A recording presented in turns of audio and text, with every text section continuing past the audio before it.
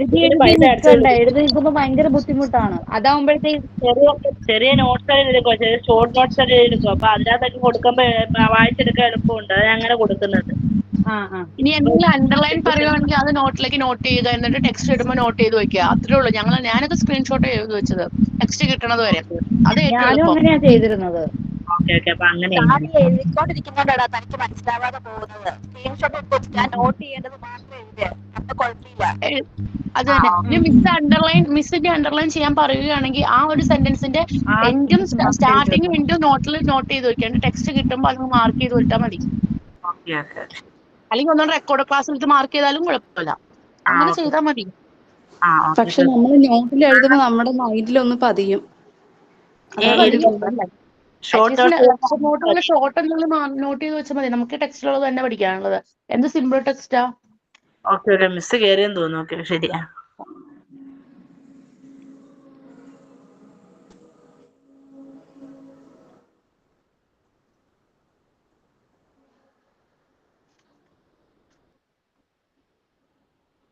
Fifth chapter ആണോന്ന് അറിയില്ലല്ലോ.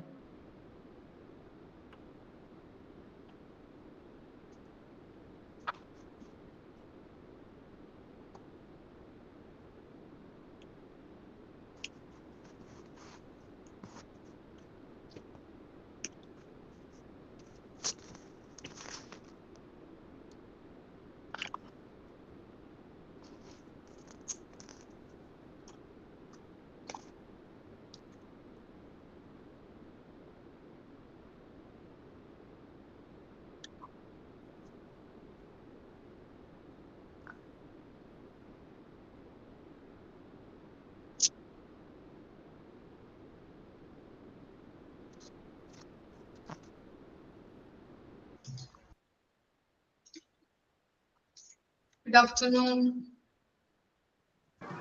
Good afternoon, ma'am. Good afternoon, ma'am. Good afternoon, ma'am. Good afternoon, ma'am.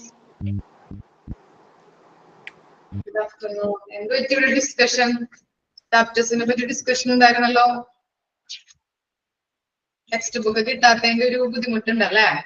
Yes ma'am. Text book കിട്ടാത്തോണ്ട് എല്ലാം തിരിഞ്ഞു മറിഞ്ഞൊക്കെ പോകുന്നതായിട്ട് കറക്റ്റ് അറിയാൻ വയ്യ എവിടെയൊക്കെയാണെന്ന്. അതാണ് പ്രശ്നം. സാറില്ല, ഒരാഴ്ച കൊണ്ട് കിട്ടുമല്ലോ. ടെക്സ്റ്റ് ബുക്ക് കിട്ടുമ്പോ കറക്റ്റ് ആയിക്കോളും. പിന്നെ മിസ്സുമാർ ഇടുന്ന ചാപ്റ്റേഴ്സ് ഇത്തിരി എന്താ, ചിലപ്പോ ഫസ്റ്റ് ഞാൻ ഇൻട്രൊഡക്ഷൻ ആയിരുന്നല്ലോ എടുത്തത്. ആദ്യം വന്നിട്ട് ഡിപ്പാർട്ട്മെന്റ് എടുത്തു. അപ്പൊ അങ്ങനെ ഡിവൈഡ് ചെയ്ത് കൊടുത്തിരിക്കുന്നതാണ് ഓരോ ടീച്ചേഴ്സിന്. അപ്പൊ അത് അങ്ങനെയാണ് ഷഫിൾ ചെയ്ത് എടുക്കുള്ളൂ കേട്ടോ. ഓക്കെ, നിങ്ങള് നോട്ട് എഴുതി എടുത്താൽ മതി. ലെക്ചർ നോട്ടായിട്ട് എഴുതി എടുത്താൽ ഞാൻ നോട്ട്സ് ഷോർട്സ് നോട്ട് എടുത്താ പോകുന്നത്. അപ്പൊ ഈ ഷോർട്സ് നോട്ട് എഴുതിയെടുത്തപ്പോ ഫ്രണ്ട് ഓഫീസ് ഡിപ്പാർട്ട്മെന്റിൽ കുറച്ച് നോട്ട്സേ ഉള്ളൂ, ബാക്കി എഴുതിയില്ലായിരുന്നു. അപ്പൊ അത് ബാക്കി വേറെ എഴുതിയേക്കുന്നത് തിരിഞ്ഞു മറിഞ്ഞു അങ്ങനെ പോയി. അങ്ങനെ നോട്ട്സ് കംപ്ലീറ്റ് വന്നത്. ടെക്സ്റ്റ് ബുക്ക് കിട്ടിയാൽ കറക്റ്റ് ആകത്തുള്ളൂ. റെക്കോർഡിംഗ് ക്ലാസ് കണ്ടിട്ടേ അങ്ങനെ എഴുതിയെടുത്താലും ഓക്കെ. പിന്നെ എന്താ, മോക്ക് ടെസ്റ്റിൽ ഇന്നലെ ഒരു കറക്ഷൻ ഉണ്ടായിരുന്നു അല്ലെ? ഒരു ക്വസ്റ്റ്യൻ ഉണ്ടായിരുന്നു മാം. അത് കറക്റ്റ് ആക്കിയിട്ടുണ്ട് കേട്ടോ. അതൊരു അവിടെ കൊടുത്തതിന്റെ ഒരു മിസ്റ്റേക്ക് ആയിരുന്നു. അത് കറക്റ്റ് ആക്കിയിട്ടുണ്ട്. ഇപ്പൊ കറക്റ്റ് ആയിട്ട് വന്നിട്ടില്ലേ? നോക്കിയായിരുന്നോ നിങ്ങള്? ഓക്കെ. എന്ത് ഡൗട്ട് ഉണ്ടെങ്കിലും ചോദിച്ചോളൂ കേട്ടോ. ചിലപ്പോ അവിടെ ടെക്നിക്കൽ എറേഴ്സ് ഒക്കെ ആയിരിക്കാം അവര് ചെയ്യുന്നതിന്റെ എറേഴ്സ് ആയിരിക്കാം. ഓക്കെ, മിസ്സിനോട് ചോദിക്കാം. എന്ത് ഡൗട്ട് ഉണ്ടെങ്കിലും ചോദിക്കാം. ഓക്കെ, നമുക്ക് സ്റ്റാർട്ട് ചെയ്താലോ? Yes ma'am.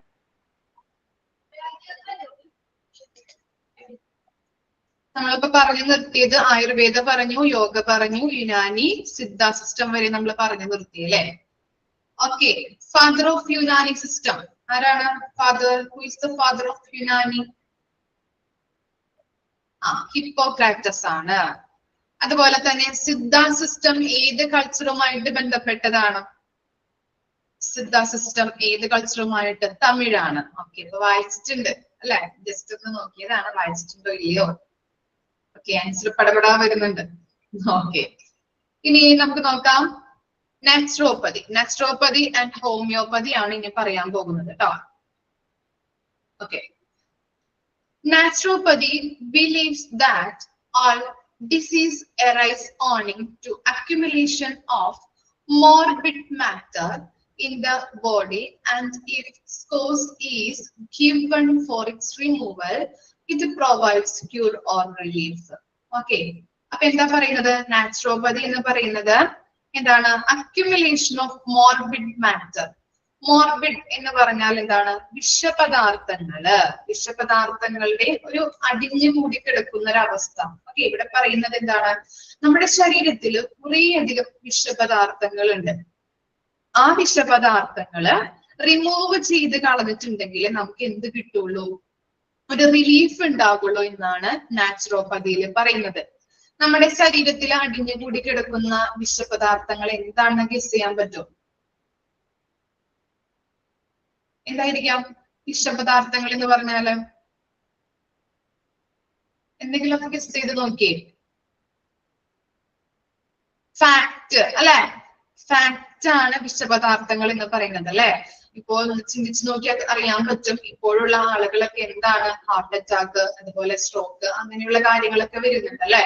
ഇപ്പൊ ഹാർട്ട് അറ്റാക്ക് വന്നിട്ടാണ് കൂടുതൽ പേരും മരിക്കുന്നത്. ഇപ്പോൾ ഉള്ള ഒരു മരണനിരക്കൊക്കെ എടുത്തു നോക്കിക്കഴിഞ്ഞാൽ നമുക്ക് അറിയാൻ പറ്റും.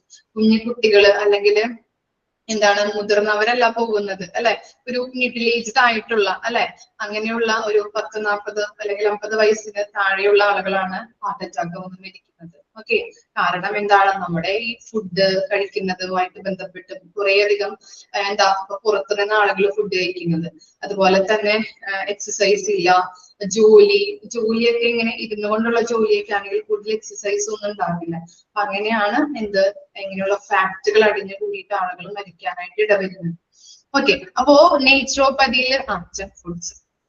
ഓക്കെ, നേച്ചുറോപ്പതിയില് നമ്മൾ പറയുന്നത് എന്താണ്? നമ്മുടെ ശരീരത്തിൽ കുറേയധികം വിഷപദാർത്ഥങ്ങളുണ്ട്. അത് ഫാക്റ്റിനെയാണ് ഉദ്ദേശിക്കുന്നത്. ആ ഫാക്ട് അടിഞ്ഞുകൂടി കിടക്കുന്നത് കൊണ്ടാണ് നമുക്ക് അസുഖങ്ങൾ ഉണ്ടാകുന്നത്. ആ അസുഖങ്ങളെ എങ്ങനെ മാറ്റാൻ പറ്റും? ഇപ്പൊ ഒരു എക്സാമ്പിൾ പറയാം. ഒരു ഓവർ വെയിറ്റ് ആയിട്ടുള്ളൊരു പേഷ്യന്റ് ഡോക്ടറെ കാണാൻ വന്നു. ഡോക്ടറോട് പറഞ്ഞു, എനിക്ക് ഭയങ്കര കാലുവേദന, അതുപോലെ തന്നെ ബാക്ക് പെയിൻ ഒക്കെ ഉണ്ട്, ഭയങ്കര ബുദ്ധിമുട്ടാണ് നടക്കാനൊക്കെ. അപ്പോ ഡോക്ടർ പരിശോധിച്ച് കഴിഞ്ഞിട്ട് ഡോക്ടർ പറഞ്ഞു, താങ്കൾക്ക് ഓവർ വെയിറ്റ് ആണ്, അതുകൊണ്ട് തന്നെ താങ്കളുടെ വെയിറ്റ് കുറയ്ക്കണം. അപ്പൊ അദ്ദേഹം എന്ത് ചെയ്തു? ചിലപ്പോ ജിമ്മിൽ പോയിട്ട് എക്സസൈസ് ചെയ്യും അല്ലെ, അല്ലെങ്കിൽ വീട്ടിൽ പോയിട്ട് എക്സസൈസ് ചെയ്ത് അതുപോലെ തന്നെ ഫുഡൊക്കെ കൺട്രോൾ ചെയ്ത് വെയിറ്റ് കുറച്ചപ്പോ അയാളുടെ അസുഖം പകുതി ഭേദമായിട്ട് അല്ലെ. ഡയറ്റ് കീപ്പ് ചെയ്ത്, ഡയറ്റ് പ്ലാൻ അല്ലെ. ഇപ്പൊ ഓരോരുത്തരും ഡയറ്റ് ഒക്കെ കീപ്പ് ചെയ്യുന്ന ആളുകളാണ് അല്ലെ, ആരോഗ്യം ശ്രദ്ധിക്കുന്ന ആളുകളാണ്. ഓക്കെ, അപ്പൊ അങ്ങനെയുള്ള കാര്യങ്ങൾ ചെയ്തുകൊണ്ട് ഇല്ല ഹെറ്റ് ചെയ്യാറില്ല. ഓക്കെ, അപ്പൊ അങ്ങനെയുള്ള കാര്യങ്ങൾ ചെയ്ത് വെയിറ്റ് കുറയ്ക്കാനായിട്ട് തുടങ്ങി. അപ്പൊ എന്താണ്? അസുഖങ്ങൾ പകുതി കുറയാനായിട്ട് തുടങ്ങി അല്ലെ. അപ്പൊ അതാണ് ഉദ്ദേശിക്കുന്നത്. നേച്ചുറോപ്പതിയിൽ പറയുന്നത് എന്താണ്? നമ്മുടെ ശരീരത്തില് വളരെയധികം വിഷപദാർത്ഥങ്ങളുണ്ട്, അത് അടിഞ്ഞുകൂടി കിടക്കുന്നത് കൊണ്ടാണ് അസുഖങ്ങൾ ഉണ്ടാകുന്നത്. ആ വിഷപദാർത്ഥങ്ങളെ നമ്മൾ എന്ത് ചെയ്ത് കളയണം? റിമൂവ് ചെയ്ത് കളഞ്ഞാലേ നമുക്ക് റിലീഫ് ഉണ്ടാകുള്ളൂ, അല്ലെങ്കിൽ സുഖം പ്രാപിക്കുകയുള്ളൂ. ഇനി ജസ്റ്റ് ഒന്ന് കേട്ടിരുന്നാൽ മതി, എഴുതിയെടുക്കേണ്ട പോയിട്ട് ഞാൻ പറയാം കേട്ടോ. ഹോമിയോപ്പതി ഡെവലപ്ഡ് ഇൻ ഹോമിയോപ്പതിയെ കുറിച്ചാണ് ഇനി പറയുന്നത്. ഹോമിയോപ്പതി, നാച്ചുറോപ്പതി, ഹോമിയോപ്പതി എന്ന് കൊടുത്തിട്ടുണ്ടായിരുന്നല്ലോ. എന്തിലാ കൊടുത്തിരിക്കുന്നത്? ആയുഷിൽ നമ്മൾ കണ്ടു അല്ലെ. അപ്പോ ഇതിനെ കൂടി നേച്ചുറോപ്പതിനെ കൂടി പറയുന്നതാണ് reason. Okay, homeopathy developed in 18th സെഞ്ചുറീസിലാണ് അത് ഡെവലപ്പ് ചെയ്തിരിക്കുന്നത്. അതുപോലെ തന്നെ ഫാദർ ഓഫ് ഹോമിയോപ്പതി ആരാണെന്ന് അറിയോ? അതൊന്ന് എഴുതി വെക്കുക കേട്ടോ. ഫാദർ ഓഫ് ഹോമിയോപ്പതി ആരാണ്? ഫാദർ ഓഫ് ഹോമിയോപ്പതി എന്ന് പറയുന്നത് ആരെയാണ്?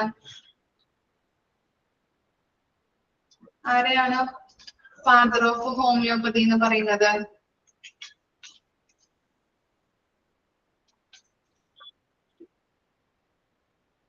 ആരാന്നറിയില്ല, കേട്ടിട്ടില്ലേ?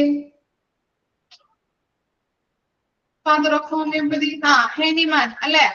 Okay, Samuel Hahnemann.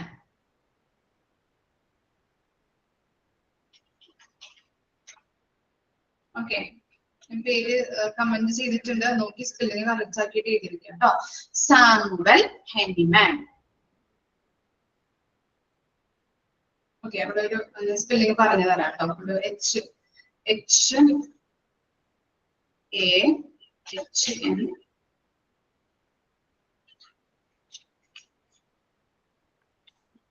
Okay, Samuel ഹെനിമാൻ കേട്ടോ, കമന്റ് ചെയ്തിട്ടുണ്ട്. അപ്പൊ ഫാദർ ഓഫ് ഹോമിയോപ്പതി ജസ്റ്റ് ഒന്ന് എഴുതി വെക്കാം കേട്ടോ. നിങ്ങൾക്ക് ഇനിയും തുടർന്നുള്ള ക്ലാസ്സുകൾക്കൊക്കെ ഉപകാരപ്രദമായിരിക്കും. പി ജി ഒക്കെ ചെയ്യുന്നവരൊക്കെ ആണെങ്കിൽ അതിനും പറയുന്നുണ്ട് നമ്മൾ ഓരോ, അപ്പൊ അതിൽ എഴുതി വെക്കാം കേട്ടോ. ഫാദർ ഓഫ് ഹോമിയോപ്പതി ഹൈഫണ്ടിട സാമുവൽ ഹെനിമാൻ. അതുപോലെ തന്നെ അതിൽ പറയുന്നത് വോയിസ് കട്ട് ആകുന്നുണ്ടോ? ക്ലിയർ ആകുന്നില്ലേ? കേൾക്കുന്നില്ലേ? എല്ലാവർക്കും കേൾക്കുന്നുണ്ട്? ഓക്കെ, മഴക്കാരുണ്ടോ? ഇവിടെ നല്ല മഴയുണ്ട്, ഇടികുടുക്കോ മഴയൊക്കെ ഉണ്ട്. അപ്പൊ ചിലപ്പോ അതായിരിക്കാം, നെറ്റിന്റെ എന്തെങ്കിലും പ്രശ്നമായിരിക്കാം. കേൾക്കാം, ചിലപ്പോ കേൾക്കുന്നില്ല എന്ന് പറഞ്ഞത് കുട്ടിക്ക് ചിലപ്പോ എന്തെങ്കിലും നെറ്റിന്റെ പ്രോബ്ലമോ മഴക്കാരോ അങ്ങനെ ഉണ്ടായിട്ടായിരിക്കാം. അപ്പൊ നെറ്റ് ക്ലിയർ ഉള്ളിടത്ത് പോയി ഇരിക്കാനായിട്ട് ശ്രമിക്കാം കേട്ടോ. തസ്നിക്ക് കേൾക്കുന്നില്ലേ? ഓക്കെ, ഇപ്പൊ ക്ലിയർ ആണോ തസ്നി? ഇല്ല. ആ ഓക്കെ. അപ്പോ അതിൽ പറയുന്നത് നമ്മൾ പറഞ്ഞു homeopathy developed in 18th century. അതുപോലെ തന്നെ ഫാദർ ഓഫ് ഹോമിയോപ്പതി എന്ന് പറയുന്നത് സാമുവൽ ഹെനിമാൻ ആണ്. അത് കുറിച്ച് വെക്കാം, എഴുതി വെക്കാം. ഇനി എന്താ? Homeopathy and naturopathy is a medical system based on belief that body can cure itself. എന്താ പറയുന്നത്? ഹോമിയോപ്പതിയിൽ ഇപ്പോ മരുന്നുകൾ കഴിച്ചു കഴിഞ്ഞിട്ടുണ്ടെങ്കിൽ നമ്മളോട് പറയാറുണ്ട്, നമ്മൾ കേട്ടിട്ടുണ്ട് അല്ലെ, എന്തിനാ ഹോമിയോപ്പതി കഴിക്കുന്നത്? അത് കഴിച്ചു കഴിഞ്ഞിട്ടുണ്ടെങ്കിൽ പെട്ടെന്ന് അസുഖം മാറാനായിട്ട് നേരം പിടിക്കും. പറയാറുണ്ടോ? കേട്ടിട്ടുണ്ടോ?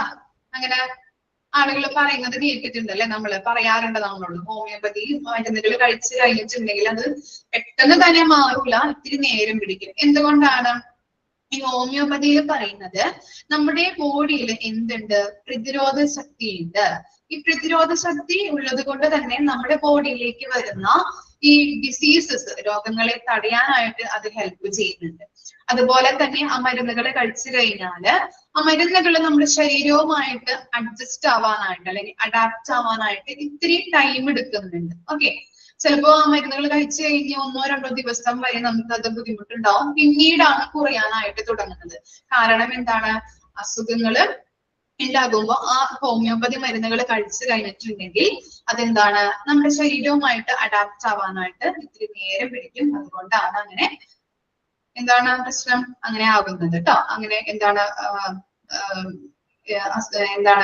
അസുഖങ്ങൾ കുറയാനായിട്ട് കാരണമാകുന്നത്. കുറച്ച് ടൈം എടുക്കും, എന്നിട്ട് മാത്രമാണ് അത് കുറയുകയുള്ളൂ. ഓക്കെ, അതാണ് അങ്ങനെ പറയുന്നത്. അപ്പൊ നമ്മുടെ ശരീരത്തിന് രോഗങ്ങളെ പ്രിവെന്റ് ചെയ്യാനായിട്ടുള്ള പ്രതിരോധ ശക്തി ഉണ്ടെന്നാണ് പറയുന്നത്. നിങ്ങളുടെ ഇടയിൽ കമന്റ് വന്നു, അതാണ് അത് വായിക്കുമ്പോൾ ചിലപ്പോ ഞാൻ അതിലേക്ക് ശ്രദ്ധ തിരിക്കുമ്പോൾ ഞാൻ പറയുന്നത് ചിലപ്പോ ഇത് വരും. ടെക്സ്റ്റ് ബുക്കിൽ ഇല്ലാത്തതാണ് ഞാൻ എഴുതിയെടുക്കാൻ പറഞ്ഞത്. ഓക്കെ, മനസ്സിലായോ? അപ്പൊ ഇത്ര മാത്രം എഴുതിയെടുത്താൽ മതി. ഫാദർ ഓഫ് ഹോമിയോപ്പതി മാത്രം ഒന്ന് കുറിച്ച് വെക്കാം, ബാക്കി ഒന്ന് മനസ്സിലാക്കി വെച്ചാൽ മതി. നിങ്ങൾക്ക് അറിയാവുന്ന കേസസുകളാണ് ഞാൻ പറഞ്ഞത്, കാര്യങ്ങളല്ല ഞാൻ പറഞ്ഞത്.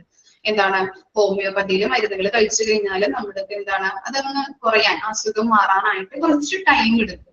പക്ഷെ ഇംഗ്ലീഷ് മരുന്നുകൾ കഴിച്ചു കഴിഞ്ഞാലോ പെട്ടെന്ന് തന്നെ അതിന് എന്ത് കിട്ടും? റിസൾട്ട് കിട്ടും അല്ലെ? ഓക്കെ, ഇതാണ് ഉദ്ദേശിക്കുന്നത്. ക്ലിയർ ആയോ? Naturopathy and homeopathy. ഓക്കെ, ഇനി നെക്സ്റ്റ് നോക്കാം. എന്താണ്? The modern allopathic health care system in India. Modern allopathic health care system in India. Okay, അപ്പൊ മോഡേൺ മരുന്നുകളുടെ ആരംഭത്തിൽ എന്താണ്? ബ്രിട്ടീഷുകാര് നമ്മുടെ നാട്ടിലുണ്ടായിരുന്നു. അവരുടെ ഒരു എന്താ പറയാ, അവരുടെ ഒരു മോഡേൺ ഹോസ്പിറ്റല്, അതുപോലെ തന്നെ റെയിൽവേ, എയർപോർട്ട്, മെഡിക്കൽ സംബന്ധമായിട്ടുള്ള കാര്യങ്ങള്, അതാണ് ഹോസ്പിറ്റൽ. അതൊക്കെ എന്താണ്? അവരുടെ സംഭാവനകളായിരുന്നു. ബ്രിട്ടീഷുകാരെ കുറിച്ചും ഇനി കുറച്ച് കാര്യങ്ങളെ കുറിച്ചൊക്കെയാണ് നമ്മൾ ഇനി 3 സ്റ്റേജസ് അങ്ങനെയുള്ള കാര്യങ്ങൾ നമ്മൾ പഠിക്കുന്നുണ്ട്. നോക്കാം കേട്ടോ. Modern allopathic health care system in India. The modern healthcare system. Modern healthcare system എന്ന് പറഞ്ഞാൽ അറിയാലോ, ഇംഗ്ലീഷ് മരുന്നാണ് കേട്ടോ. അലോപ്പതിക് സിസ്റ്റത്തിനെയാണ് നമ്മൾ മോഡേൺ ഹെൽത്ത് കെയർ സിസ്റ്റം എന്ന് പറയുന്നത്. ഇൻ ഇന്ത്യ ഇൻക്ലൂഡ്സ് ഇതൊക്കെയാണ്: public sector, private sector and an informal network of care providers. ഒന്ന് അടയാളപ്പെടുത്തി അല്ലെങ്കിൽ ടെക്സ്റ്റ് ബുക്ക് കിട്ടിയവർ അണ്ടർലൈൻ ചെയ്ത് വെക്കുക, ഇമ്പോർട്ടൻസ് ആണ്. എന്താണ് ഈ മോഡേൺ സിസ്റ്റത്തിൽ, അലോപ്പതിക് സിസ്റ്റത്തിൽ ഇൻക്ലൂഡഡ് ആയിട്ടുള്ള കാര്യങ്ങൾ എന്തൊക്കെയാണ്? പ്രൈവറ്റ് സെക്ടർ ഉണ്ട്, പബ്ലിക് സെക്ടർ ഉണ്ട്, informal network of care providers എന്ന് പറഞ്ഞാൽ എന്താണ്? ആതുര സേവന രംഗം എന്ന് പറഞ്ഞാൽ ഇപ്പൊ പാലിയേറ്റീവ് കെയർ, അതുപോലെ തന്നെ എന്തെങ്കിലും ഇപ്പൊ വീൽ ചെയറിൽ കിടക്കുന്നവർക്കൊക്കെ എന്തെങ്കിലും സംഭവിച്ചു കഴിഞ്ഞാലോ അവർക്ക് പെട്ടെന്ന് ഹോസ്പിറ്റലിൽ പോകണമെന്നൊക്കെ ഉണ്ടെങ്കിൽ ആരാണ് ഓടിയെത്തുന്നത്? ആംബുലൻസ് അല്ലെ, ആംബുലൻസിലെ ആളുകൾ അല്ലെ, അങ്ങനെ സർവീസിൽ വർക്ക് ചെയ്യുന്ന ആളുകൾ. അപ്പൊ അതൊക്കെയാണ് അതിന് എക്സാമ്പിൾ ആയിട്ട് പറയുന്നത്. അപ്പൊ എന്തൊക്കെ കാര്യങ്ങളാണ് അതിൽ ഇൻക്ലൂഡഡ് ആയിട്ടുള്ളത്, അടങ്ങിയിട്ടുള്ളത്? ഏതൊക്കെയാണ്?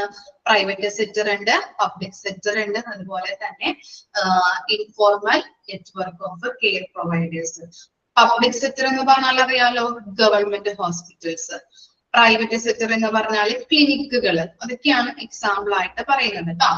ഇനി നോക്കിയേ, India's health system can be categorised into 3 distinct phases. അപ്പൊ 3 ഫേസസിന്റെ കാര്യമാണ് നമ്മൾ ഇനി പഠിക്കുന്നത്. ഫസ്റ്റ് വൺ നോക്കാം. ഇൻ ആൻ ഇനീഷ്യൽ ഫേസ്, ആദ്യത്തെ ഫേസ് ആണ് പറയുന്നത് 1947 to 1983. അതാണ് അതിന്റെ കാലഘട്ടം എന്ന് പറയുന്നത്. Health policy was thought to be based on two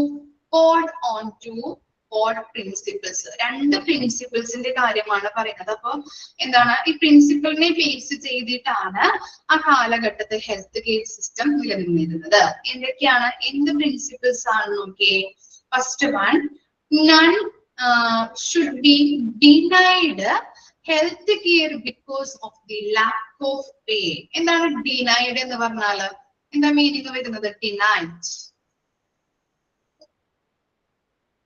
എന്താണ് മീനിങ് വരാം?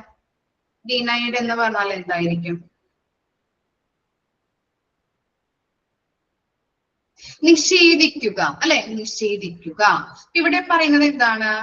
None should be denied health care because of lack of pay. പണമില്ലാത്തത് കൊണ്ട് നമ്മൾ എന്താണ്? ഹെൽത്ത് കെയർ ആർക്കും നിഷേധിക്കാൻ പാടില്ല. അതാണ് ഫസ്റ്റ് പ്രിൻസിപ്പിൾ എന്ന് പറയുന്നത്. ലാക്ക് ഓഫ് പേ എന്താണ്? പണമില്ലാത്തത് കൊണ്ട് തന്നെ. കൺവിൻസിട്ടോ?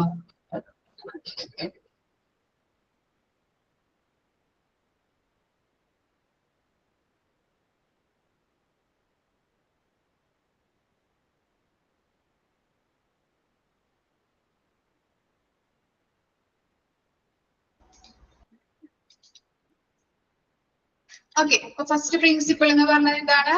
പണമില്ലാത്തത് മൂലം ആർക്കും ഹെൽത്ത് കെയർ നിഷേധിക്കാനായിട്ട് പാടില്ല. എന്തുകൊണ്ടാണ് അങ്ങനെ പറയുന്നത്? പണ്ട് കാലങ്ങളിൽ നമ്മൾ പറഞ്ഞു, ബ്രിട്ടീഷുകാര് നമ്മുടെ നാട്ടിലുണ്ടായിരുന്നു. ആ കാലഘട്ടങ്ങളൊക്കെ നിങ്ങൾ ചെറിയ ചെറിയ സ്കൂളിലൊക്കെ പഠിച്ചിട്ടുണ്ടാവും, ഹിസ്റ്ററീസും കാര്യങ്ങളൊക്കെ. അപ്പൊ എന്താണ്? ബ്രിട്ടീഷുകാര് നമ്മുടെ നാട്ടിൽ വന്ന ആ ടൈമില് ആർക്കാണ് കൂടുതൽ മുൻഗണന കൊടുത്തിരുന്നത്? ജന്മിമാര്, അടിയാന്മാർക്കൊക്കെ ആയിരുന്നു. അവർക്ക് എന്തെങ്കിലും ബുദ്ധിമുട്ടുകൾ അനുഭവപ്പെട്ടാല് അവർക്കാണ് മുൻഗണന നൽകിയിരുന്നത്. പിന്നീട് ബ്രിട്ടീഷുകാര് പോയതിനു ശേഷം ഇന്ത്യൻ ഗവൺമെന്റ് ഈ പ്രിൻസിപ്പിളിലെ മാറ്റങ്ങൾ വരുത്തി. അവര് മാറ്റം വരുത്തിയ പ്രിൻസിപ്പിൾ ആയിരുന്നു എന്ത്? പണമില്ലാത്തവനെന്നോ പാവപ്പെട്ടവനെന്നോ ഇല്ലാതെ ഏത് സമയത്തും എല്ലാവർക്കും ചികിത്സ അനുവദിക്കുക. ഓക്കെ, ചികിത്സ കിട്ടാനുള്ള ഏത് സമയത്ത് വേണമെങ്കിലും ആർക്ക് വേണമെങ്കിലും ചികിത്സ ലഭിക്കാനായിട്ടുള്ള, ചികിത്സ കിട്ടാനായിട്ടുള്ള അവകാശമുണ്ട്. അതാണ് ഫസ്റ്റ് പ്രിൻസിപ്പിൾ. എന്താണ് പറഞ്ഞത്? പണമില്ലാത്തത് മൂലം ആർക്കും ചികിത്സ നിഷേധിക്കാനായിട്ട് പാടില്ല. ഓക്കെ, ഇനി സെക്കൻഡ് പ്രിൻസിപ്പിൾ എന്താണ്? ഓക്കെ, സെക്കൻഡ് പ്രിൻസിപ്പിൾ നോക്കിയേ. It was the moral duty of the state to provide health care to the people. This phase shows moderate achievement. അപ്പൊ എന്താണ് ഈ ഹെൽത്ത് കെയർ പ്രൊവൈഡ് ചെയ്യുക എന്നത്, ജനങ്ങൾക്ക് ഹെൽത്ത് കെയർ പ്രൊവൈഡ് ചെയ്യുക എന്നത് സ്റ്റേറ്റിന്റെ ഒരു മോറൽ ഡ്യൂട്ടി ആയിട്ട് മാറി. നിങ്ങൾ കേട്ടിട്ടുണ്ടാവും ഈ എന്താ ഗവൺമെന്റിന്റെ ഒരു ഡ്യൂട്ടി എന്ന് പറഞ്ഞു കഴിഞ്ഞാല് 6 വയസ്സ് മുതൽ 14 വയസ്സ് വരെയുള്ള കുഞ്ഞുങ്ങൾക്ക് കമ്പൽസറി എഡ്യൂക്കേഷനും പ്രൊവൈഡ് ചെയ്യണം എന്നുള്ളത് നിങ്ങൾ സോഷ്യലിലൊക്കെ പഠിച്ചിട്ടുണ്ടാവും ഇല്ലേ? അതുപോലെ തന്നെയാണ് ഇതിലും പറയുന്നത്. എന്താണ്? സ്റ്റേറ്റിന്റെ ഒരു മോറൽ ഡ്യൂട്ടി ആയിട്ട് മാറിക്കഴിഞ്ഞു. എന്ത്? എല്ലാവർക്കും, എല്ലാ ജനങ്ങൾക്കും, എല്ലാ പോപ്പുലേഷനും, എല്ലാ ജനങ്ങൾക്കും ഹെൽത്ത് കെയർ കൊടുക്കുക എന്നത്. ഓക്കെ, അതുപോലെ തന്നെ ആ ഫേസിലാണ് എന്ത്? മോഡറേറ്റ് ആയിട്ടുള്ള ഹെൽത്ത് കെയറിൽ മോഡറേറ്റ് ആയിട്ടുള്ള അച്ചീവ്മെന്റ്സുകൾ വന്നു തുടങ്ങിയത്. അപ്പോ നമ്മൾ പറഞ്ഞു 2 കാര്യങ്ങളാണ് അതിൽ പറഞ്ഞത്. 2 പ്രിൻസിപ്പിൾസ് ആണ്. എന്തൊക്കെയാണ്? പണമില്ലാത്തവനെന്നോ പാവപ്പെട്ടവനെന്നോ ഇല്ലാതെ എല്ലാവർക്കും എന്ത് കൊടുക്കണം? ഹെൽത്ത് കെയർ, അല്ലെ? എല്ലാവർക്കും ഹെൽത്ത് കെയർ കിട്ടാനായിട്ടുള്ള അവകാശമുണ്ട്. പണമില്ലാത്തത് മൂലം ആർക്കും ഹെൽത്ത് കെയർ നിഷേധിക്കാനായിട്ട് പാടില്ല. പിന്നെ എന്താണ്? ഈ ഹെൽത്ത് കെയർ പ്രൊവൈഡ് ചെയ്യുക എന്നത് സ്റ്റേറ്റിന്റെ ഒരു മോറൽ ഡ്യൂട്ടി ആയിട്ട് മാറി. ഓക്കെ, ഫസ്റ്റ് ഫേസ് ഓക്കെ അല്ലേ? ഇനി സെക്കൻഡ് ഫേസ് ഓക്കെ.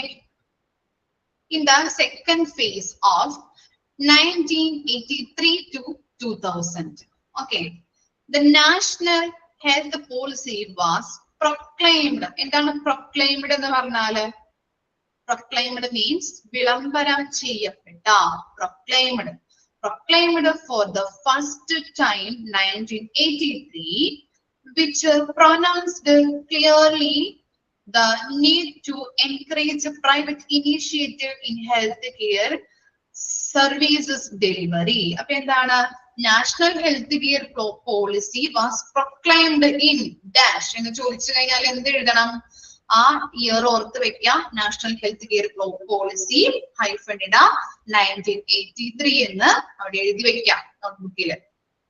ഇമ്പോർട്ടന്റ് ആണ് കേട്ടോ, ക്വസ്റ്റ്യൻ പേപ്പറിൽ ചോദിച്ച് കാണാറുണ്ട്. നാഷണൽ ഹെൽത്ത് കെയർ പോളിസി വിളംബരം ചെയ്യപ്പെട്ടത് പ്രൊക്ലെയിംഡ് ഇൻ എന്താണ്? 1983 ഇനി എന്താ അതിൽ പറയുന്നത്? പോളിസി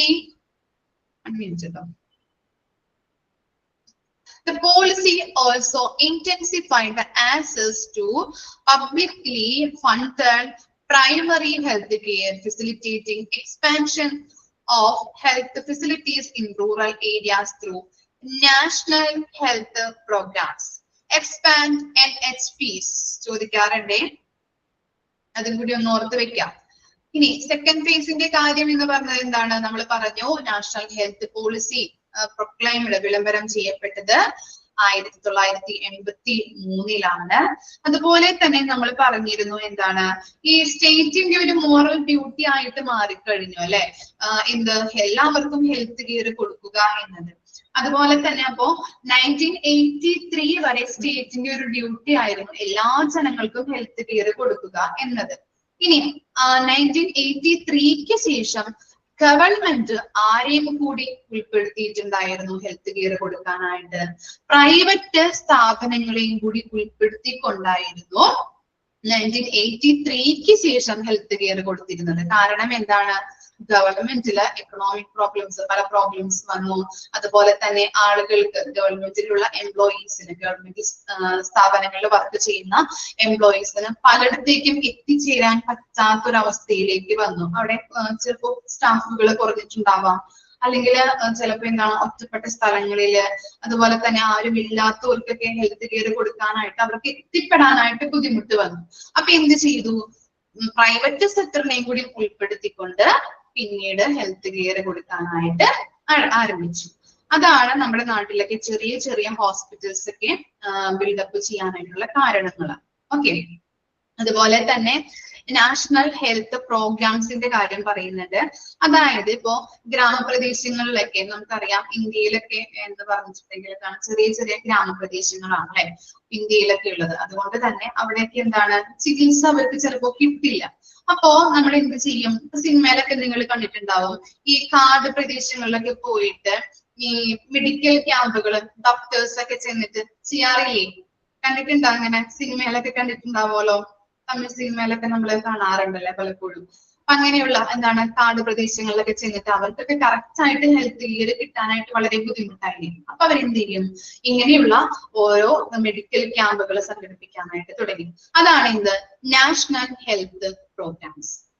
ഓക്കെ, എക്സാമ്പിൾ ആണ് പറഞ്ഞത് കേട്ടോ. നാഷണൽ ഹെൽത്ത് പ്രോഗ്രാംസിന് എക്സാമ്പിൾ ആണ് മെഡിക്കൽ ക്യാമ്പുകളൊക്കെ വരാനായിട്ട് തുടങ്ങിയത്. അപ്പൊ അതാണ് സെക്കൻഡ് ഫേസിൽ പറഞ്ഞത്. എന്താണ് ആദ്യത്തെ ഫേസിൽ പറഞ്ഞത് ഗവൺമെന്റ് ആയിരുന്നു കൊടുത്തിരുന്നത് ഹെൽത്ത് കെയർ. പിന്നീട് സെക്കൻഡ് ഫേസ് ആയപ്പോഴേക്കും പ്രൈവറ്റ് സ്ഥാപനങ്ങളെയും കൂടി ഉൾപ്പെടുത്തിക്കൊണ്ട് ഹെൽത്ത് കെയർ ജനങ്ങൾക്ക് കൊടുക്കാനായിട്ട് തുടങ്ങി. ക്ലിയർ ആയോ സെക്കൻഡ് ഫേസ്? ഓക്കെ, ഇനി തേർഡ് ഫേസ് ഒന്ന് നോക്കി. Third phase post 2000. ഓക്കെ, 2000 തൊട്ട് ഇന്നത്തെ നിൽക്കുന്നത് വരെയുള്ള കാര്യങ്ങളാണ് ഇവിടെ പറയുന്നത്.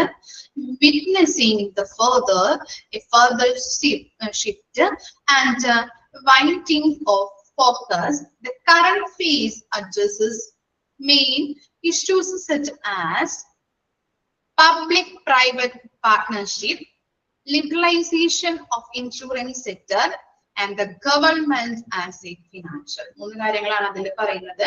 എന്താണ് നമ്മൾ പറഞ്ഞില്ലേ, സെക്കൻഡ് ഫേസിൽ പറഞ്ഞു രണ്ടുപേരും കൂടി ഉൾപ്പെടുത്തിക്കൊണ്ടാണ് ജനങ്ങൾക്ക് എന്ത് കൊടുക്കാനായിട്ട് തുടങ്ങിയത്, ഹെൽത്ത് കെയർ കൊടുക്കാനായിട്ട് തുടങ്ങിയത് അല്ലെ.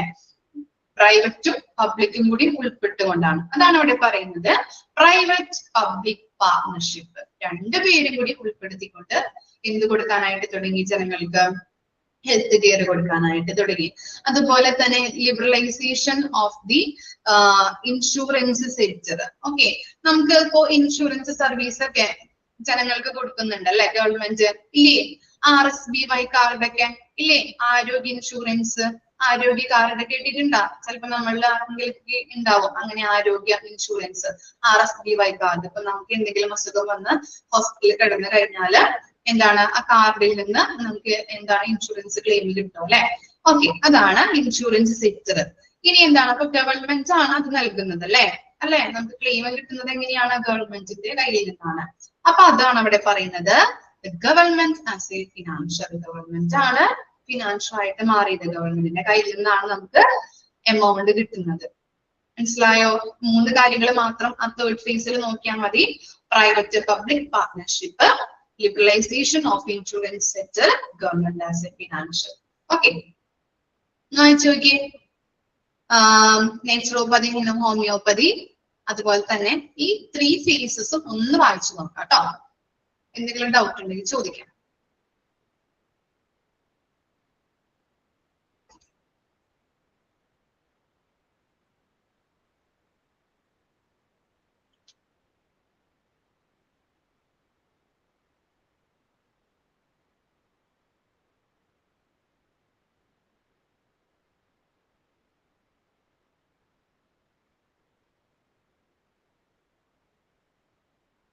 ആക്ച്വലി പറഞ്ഞാൽ മതിട്ട്, ഞാൻ സ്ക്രോൾ ചെയ്ത് തരാം തേർഡ് ഫേസ്.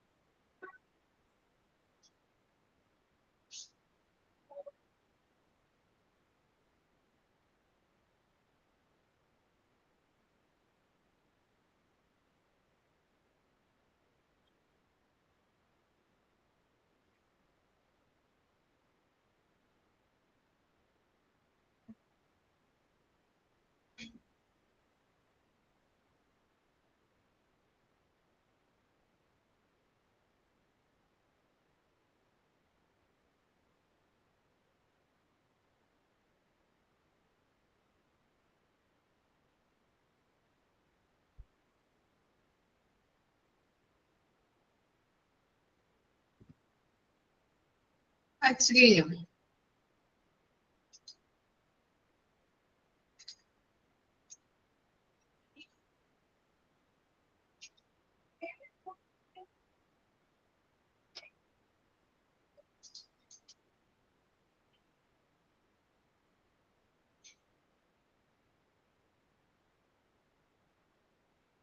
ഓക്കെ, ഇനി നെക്സ്റ്റ് ടോപ്പിക് ആണ് the health care infrastructure in rural area being developed as A 3-tier system.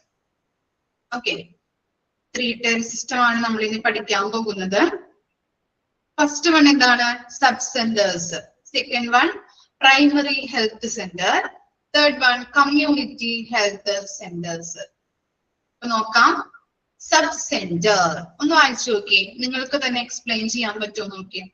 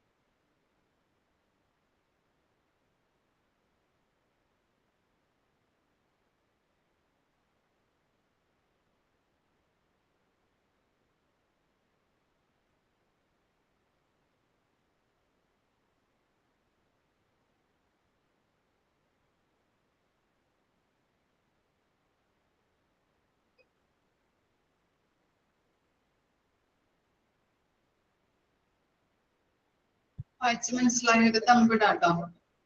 നിങ്ങൾക്ക് മനസ്സിലായത് എക്സ്പ്ലെയിൻ ചെയ്താൽ മതി. ഓക്കെ, എക്സ്പ്ലെയിൻ ചെയ്യാൻ പറ്റുമോ? ഞാൻ അൺമ്യൂട്ട് ആക്കാം. ആരെങ്കിലും ഒരാളും ജസ്റ്റ് ഒന്ന് എക്സ്പ്ലെയിൻ ചെയ്തേ. ആ, ആര് പറയും എന്താണ് സബ് സെന്റർ എന്നുള്ളത്?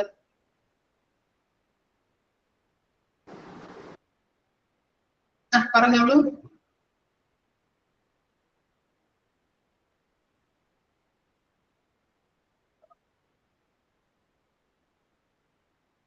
ഞാൻ പേര് വിളിക്കണോ?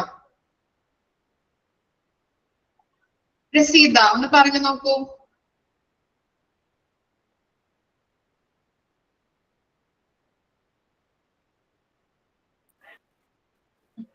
Hi ma'am. ആ, പറഞ്ഞോളൂ.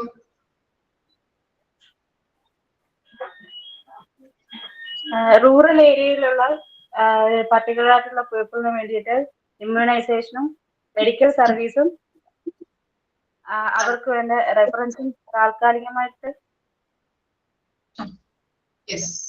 പ്രൊവൈഡ് ചെയ്യുന്നുണ്ട്. പിന്നെ എത്ര വർക്കേഴ്സ് ഉണ്ട് അവിടെ?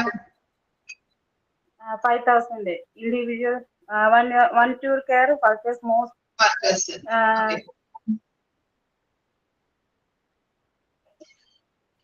പിന്നെന്താ മനസ്സിലായേ?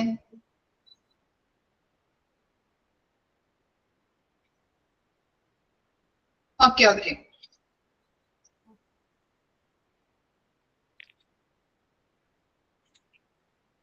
ഓക്കെ, അപ്പോ സബ് സെന്റർ എന്ന് പറഞ്ഞു കഴിഞ്ഞാൽ എന്താണ്? റൂറൽ ഏരിയാസിൽ എന്താണ് ഒരു ബേസിക് ആയിട്ടുള്ള പ്രൈമറി കെയർ നൽകുന്ന ഒരു സെന്റർ ആണ് സബ് സെന്റർ എന്ന് പറയുന്നത്. അതുപോലെ തന്നെ അവിടെ എന്തൊക്കെയാണ് സർവീസ് കൊടുക്കുന്നത്? Immunisation service. എന്താണ് ഇമ്മ്യൂണൈസേഷൻ എന്ന് പറഞ്ഞാല്? എന്താ immunisation?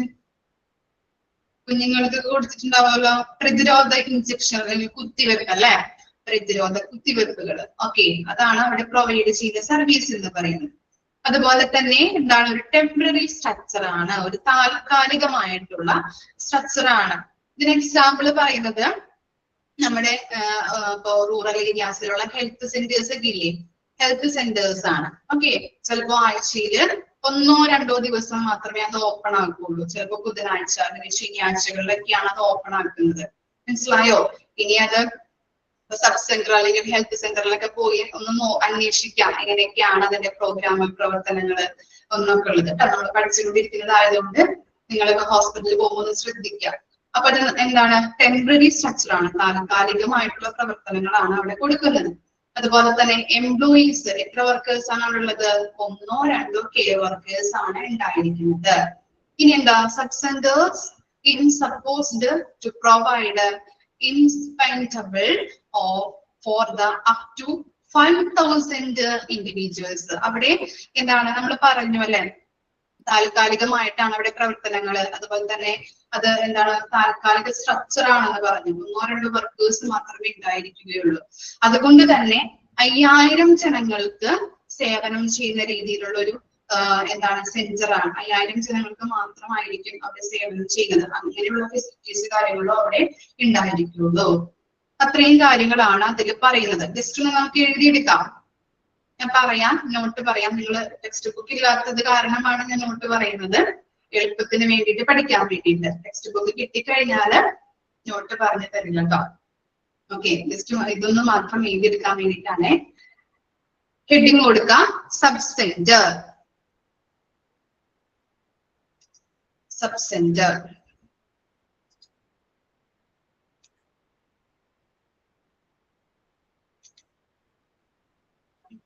First point, it provide. ഞാൻ പറഞ്ഞാൽ മതിയില്ലേ, ടൈപ്പ് ചെയ്യേണ്ട ആവശ്യമില്ലല്ലോ. ഓക്കെ, ഞാൻ പറയാം. It provide basic primary care. It provide basic primary care. നമ്മുടെ ടെക്സ്റ്റ് ബുക്കിലുള്ള കാര്യങ്ങൾ തന്നെയാണ് ചെറുതാക്കി പറയുന്നതാണ് പഠിക്കാൻ എളുപ്പത്തിന് വേണ്ടിയിട്ട്. It provide primary basic care.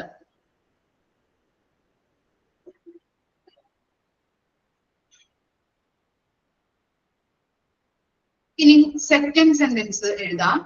It provides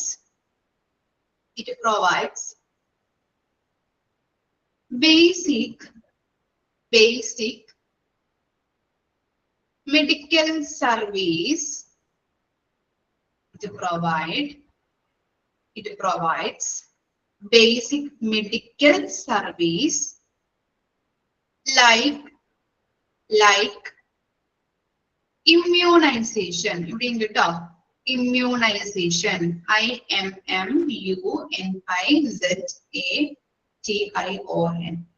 Immunization. It provides basic medical service like immunization. The third point, it is a temporary structure. It is a temporary structure.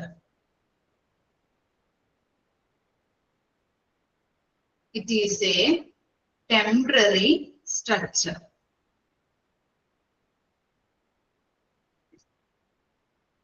Fourth point, employing 1-2 care workers. ഇവിടെ കൊടുത്തിട്ടുണ്ട്, അത് തന്നെ എടുത്ത് എഴുതിയാൽ മതി. Employing 1-2 care workers.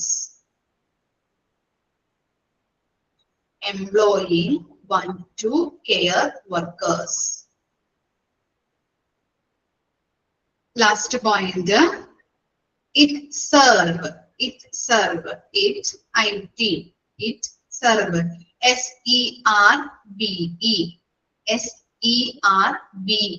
Serve 5,000 peoples. 5,000 peoples.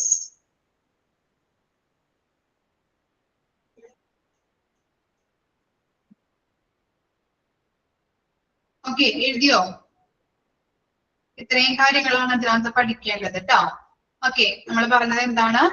Primary ആയിട്ടുള്ള basic care ആണ് ഇവിടെ പ്രൊവൈഡ് ചെയ്യുന്നത്. അതുപോലെ തന്നെ എന്തൊക്കെയാണ്? Medical service like immunisation provide ചെയ്യുന്നുണ്ട്. ടെമ്പററി സ്ട്രക്ചർ ആണ്. 1-to-1 കെയർ വർക്കേഴ്സ് ആണ് ഉണ്ടാകുന്നത്. 5000 ജനങ്ങൾക്ക് സേവനം ചെയ്യുന്നുണ്ട്. ഓക്കെ, ലാസ്റ്റ് പോയിന്റ് പറയുന്നത് കമ്മ്യൂണിറ്റി ഹെൽത്ത് വർക്കേഴ്സ് ആണ് ഈ സബ് സെന്റർ സൂപ്പർവൈസ് ചെയ്യുന്നത്, മേൽനോട്ടം വഹിക്കുന്നത്. അതിന് വേണമെങ്കിൽ എഴുതിയെടുക്കാം, അല്ലെങ്കിൽ അറിഞ്ഞിരുന്നാൽ മതി കേട്ടോ. ഓക്കെ, കമ്മ്യൂണിറ്റി ഹെൽത്ത് സെന്റർ നമ്മൾ പഠിക്കും. അപ്പൊ അവരാണ് ആ വർക്കേഴ്സ് ആണ് ഈ സബ് സെന്റർ സൂപ്പർവൈസ് ചെയ്യുന്നത്. ഓക്കെ, ഇനി എക്സാമ്പിളും കൂടി ജസ്റ്റ് ഒന്ന് എഴുതി വെച്ചോളൂ. ഹെൽത്ത് സെന്റർ ആണ് സബ് സെന്ററിന് എക്സാമ്പിൾ, അതും കൂടി ഒന്ന് എഴുതി വെക്കാം.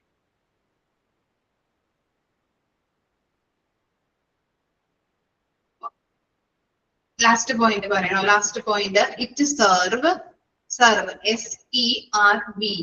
It serve 5,000 people.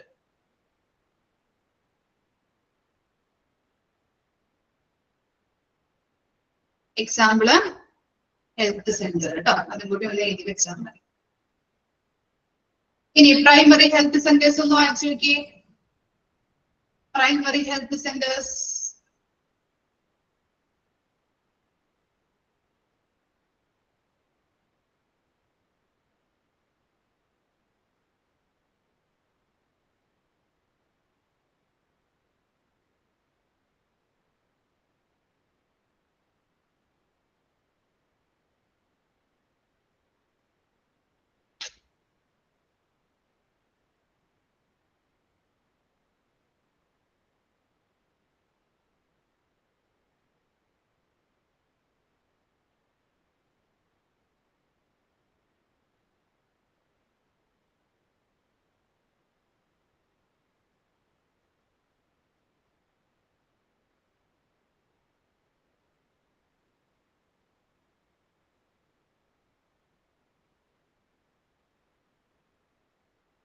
എക്സ്പ്ലെയിൻ ചെയ്യാൻ പറ്റും? എന്തെങ്കിലും ഒന്ന് എക്സ്പ്ലെയിൻ ചെയ്യാൻ പറ്റും?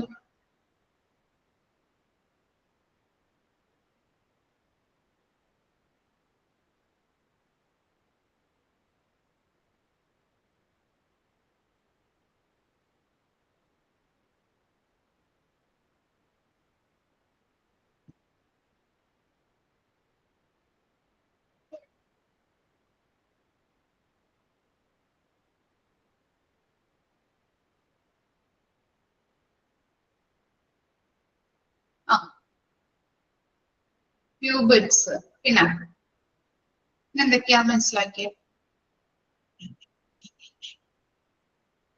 അൺമ്യൂട്ട് ആക്കിയാലോ പറയാൻ പറ്റുമോ കാർത്തിക? ഒന്ന് പറഞ്ഞു നോക്കിയേ. ആ പറഞ്ഞോളൂ. 1-2 ഡോക്ടേഴ്സ് ഉണ്ടാവും. പറയൂ. ഫ്യൂ ബെഡ്സ് ആയിരിക്കും, പിന്നെ doctor 1 to 2 ഉണ്ടായിരിക്കുള്ളൂ.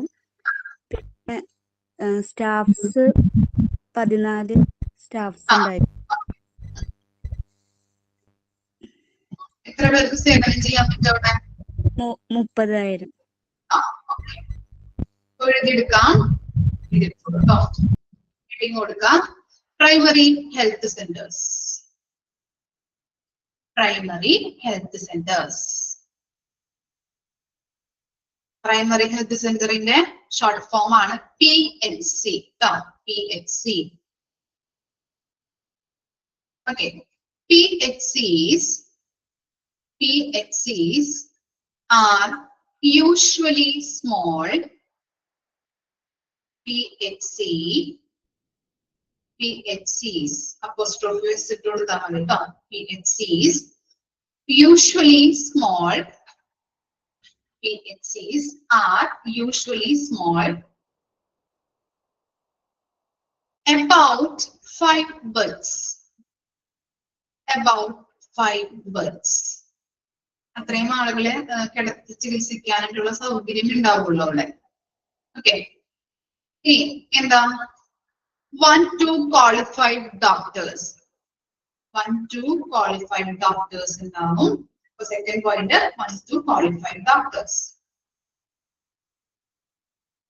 1-2 qualified doctors. Third point, 14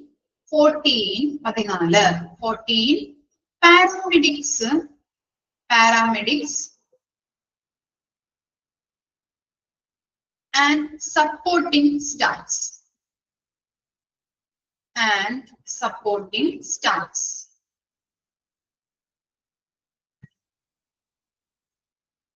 Fourth point, PHC are in charge of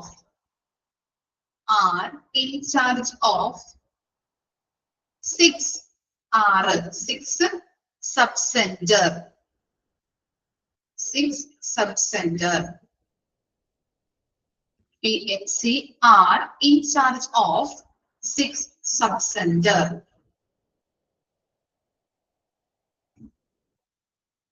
Next point, it provide outpatient and inpatient and inpatient services. It provides outpatient and inpatient services. Last point, it serve 30,000 people. 30,000 people. 30,000 people. ഒന്നുകൂടി വായിക്കാം ട്ടോ miss. PHCs are usually small, about 5 bed. അവിടെ 5 bed ഉണ്ടായിരിക്കുള്ളൂ. അത്രയും ആളുകൾക്ക് സേവനം ചെയ്യാനായിട്ടുള്ള സൗകര്യം മാത്രമാണ്, കിടത്തി ചികിത്സിക്കാനായിട്ടുള്ള സൗകര്യങ്ങൾ ഇത്രയും മാത്രമേ ഉണ്ടായിരിക്കുള്ളൂ. 1 to qualified doctors ഉണ്ടാകും. അതുപോലെ 14 പാരാമെഡിക്സ് ആൻഡ് സപ്പോർട്ടിംഗ് സ്റ്റാഫും അവിടെ അവൈലബിൾ ആയിരിക്കും. ഫോർത്ത് പോയിന്റ് നോക്കാം. PHC are in charge of 6th sub-center. മുകളിൽ പഠിച്ചില്ലേ സബ് സെന്റർ? അപ്പോ എന്താണ് 6 സബ് സെന്ററിന്റെ ഇൻചാർജ് ആര് വഹിക്കുന്നുണ്ട്? PHC വഹിക്കുന്നുണ്ട്. അതാണ് കൊടുത്തിരിക്കുന്നത്. PHC are in charge of 6 sub-center. പിന്നെ എന്താണ്? It provide outpatient and inpatient. Outpatient എന്ന് പറഞ്ഞാൽ അറിയാലോ, ഡോക്ടറെ കണ്ട് മരുന്ന് വാങ്ങി വീട്ടിലേക്ക് തിരിച്ചു പോകുന്ന പേഷ്യന്റ്. ഓക്കെ, എടുത്ത് ചികിത്സിക്കാത്ത പേഷ്യന്റ്. ഇൻപേഷ്യന്റ് എന്ന് പറഞ്ഞാൽ എന്താണ്? അഡ്മിറ്റ് ആയിട്ടുള്ള പേഷ്യൻസ്. ഓക്കെ, അങ്ങനെയുള്ള സർവീസ് അവിടെ പ്രൊവൈഡ് ചെയ്യുന്നുണ്ട്. 30,000 പേർക്ക് സേവനം ചെയ്യാനായിട്ടുള്ള സൗകര്യം മാത്രമാണ് പ്രൈമറി ഹെൽത്ത് സെന്ററിനുള്ളൂ. അതിന്റെ എക്സാമ്പിൾ എന്ന് പറഞ്ഞാല് പ്രാഥമിക ആരോഗ്യ കേന്ദ്രം. നമ്മുടെ നാട്ടിലേക്ക് ഉണ്ടാവും. ഓക്കെ, ജസ്റ്റ് ഒന്ന് കണ്ണുപിടിച്ച് നോക്കാം പുറത്തേക്ക് ഇറങ്ങുമ്പോ എവിടെയാണ് എന്നുള്ളത്. ഹോസ്പിറ്റലിൽ പോകുമ്പോൾ നോക്കാം കേട്ടോ. പ്രാഥമിക ആരോഗ്യ കേന്ദ്രമാണ് അതിന്റെ എക്സാമ്പിൾ വരുന്നത്. ഇവിടെ പറഞ്ഞു എന്താണ് ഈ ഇൻപേഷ്യന്റ് ഔട്ട്പേഷ്യന്റ് സർവീസ് പ്രൊവൈഡ് ചെയ്യുന്നുണ്ടെന്ന് അല്ലെ. അപ്പൊ നമ്മൾ പറഞ്ഞു 5 ബെഡ് അവിടെ അവൈലബിൾ ആയിരിക്കുള്ളൂ. ഇപ്പോ എക്സാമ്പിൾ പറഞ്ഞു തരാം അതെന്താണ് ഉദ്ദേശിക്കുന്നതെന്ന്. ഈ വയറിളക്കം അതുപോലെ ഛർദിയൊക്കെ വന്നിട്ട് നമ്മൾ ഒരു ട്രിപ്പ് ഇട്ട് വീട്ടിലേക്ക് നമ്മളെ തിരിച്ചു വിടൂലേ, ഒബ്സർവേഷനിലൊക്കെ കിടത്തിയിട്ട് കുറച്ചു നേരം ഒബ്സർവേഷനിൽ ഇട്ടിട്ട് നമ്മൾ എന്ത് ചെയ്യാറുണ്ട്? വൈകുന്നേരമൊക്കെ ആകുമ്പോൾ അല്ലെങ്കിൽ ഉച്ചയൊക്കെ തിരിയുമ്പോൾ എന്താണ് ഉച്ചയ്ക്ക് കഴിഞ്ഞതിന് ശേഷം നമ്മൾ വീട്ടിലേക്ക് വിടുന്നുണ്ട്. അപ്പൊ അങ്ങനെയുള്ള സൗകര്യങ്ങളാണ് അവിടെ ഉണ്ടാവുള്ളൂ. അത്രയും സൗകര്യങ്ങൾ മനസ്സിലായോ? അതാണ് കുറച്ച് എന്താണ് അഡ്മിറ്റ് ആയിട്ടുള്ള പേഷ്യൻസിന്റെയും അതുപോലെ ഇൻ പേഷ്യൻസിന്റെയും ഔട്ട് പേഷ്യൻസിന്റെയും സൗകര്യങ്ങൾ, അങ്ങനെയുള്ള സർവീസുകൾ അവിടെ പ്രൊവൈഡ് ചെയ്യുന്നുണ്ടെന്ന് ഉദ്ദേശിക്കുന്നത് ഇതാണ്. ക്ലിയർ ആയോ? ഓക്കെ, നെക്സ്റ്റ് വായിച്ചു നോക്കാം. Community health centres.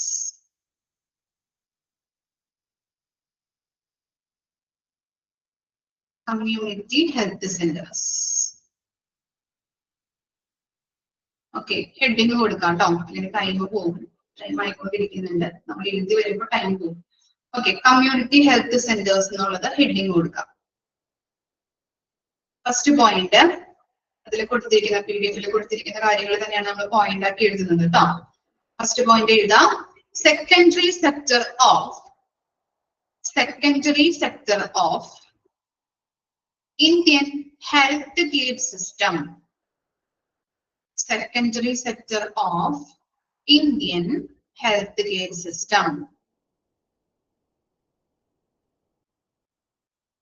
Second point CHC serve. CHC എന്ന് പറഞ്ഞാൽ എന്താണ്? കമ്മ്യൂണിറ്റി ഹെൽത്ത് സെന്ററിന്റെ ഷോർട്ട് ഫോം ആണ്. CHC serve, SERVE serve for PHC. CHC serve for PHC. എന്താണ് ഇവിടെ കൊടുത്തിരിക്കുന്നത് കണ്ടോ? CHC സർവിംഗ് ഫോർ PHC അല്ലെ. ഈ കമ്മ്യൂണിറ്റി ഹെൽത്ത് സെന്റർ 4 PHCസിനെ സേവനം ചെയ്യുന്നുണ്ട്, ഇൻചാർജ് വഹിക്കുന്നു എന്നുള്ളത് നമ്മൾ പഠിച്ചില്ലേ. താഴത്തോട്ട് പോവാം കേട്ടോ, താഴേന്ന് മുകളിലേക്ക് പോവാം. കമ്മ്യൂണിറ്റി ഹെൽത്ത് സെന്റർ 4 PHCനെ എന്താണ് സേവനം ചെയ്യുന്നുണ്ട്, അല്ലെങ്കിൽ എന്താണ് മേൽനോട്ടം വഹിക്കുന്നുണ്ട്. അതുപോലെ തന്നെ ഇവിടെ മുകളിലേക്ക് പോകുമ്പോൾ എന്താണ്?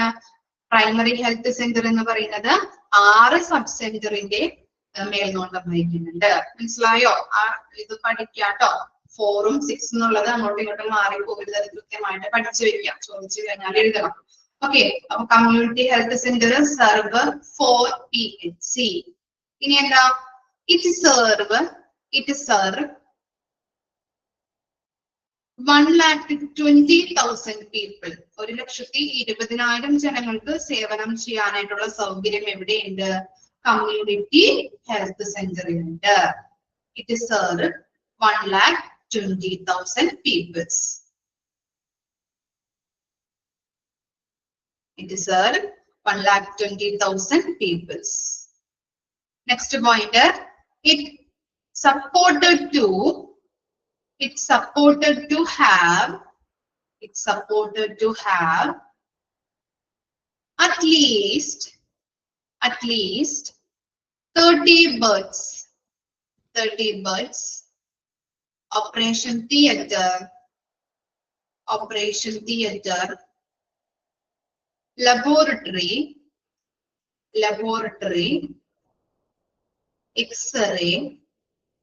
X-ray are available in CHC.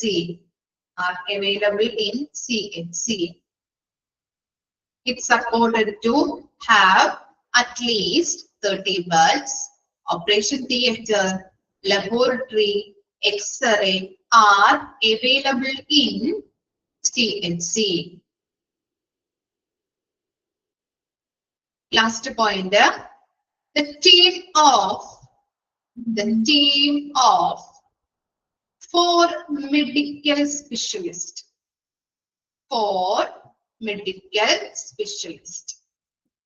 The team of 4 medical specialists. Okay, ഇത്രയും കാര്യങ്ങളാണ് നമ്മൾ കമ്മ്യൂണിറ്റി ഹെൽത്ത് സെന്ററിൽ പറഞ്ഞത്. എക്സാമ്പിൾ കൂടി എഴുതി വെച്ചോളൂ. എക്സാമ്പിൾ എന്ന് പറയുന്നത് താലൂക്ക് ഗവൺമെന്റ് ഹോസ്പിറ്റൽ. നമ്മുടെ നാട്ടിലൊക്കെ കാണാൻ പറ്റും താലൂക്ക് ഗവൺമെന്റ് ഹോസ്പിറ്റൽ. ഓക്കെ, അതാണ് CHCക്ക് എക്സാമ്പിൾ ആയിട്ട് പറയുന്നത്. നമ്മൾ പറഞ്ഞു എന്താണ്? Secondary sector of Indian health rate system ആണ് CHC എന്ന് പറയുന്നത്.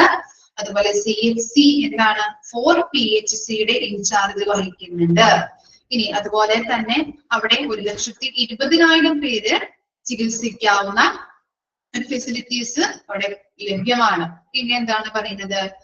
അവിടെ എന്തൊക്കെ ഉണ്ടെന്നാണ് പറയുന്നത്? അറ്റ്ലീസ്റ്റ് 30 ബെഡ്സ് ഉണ്ടാവും.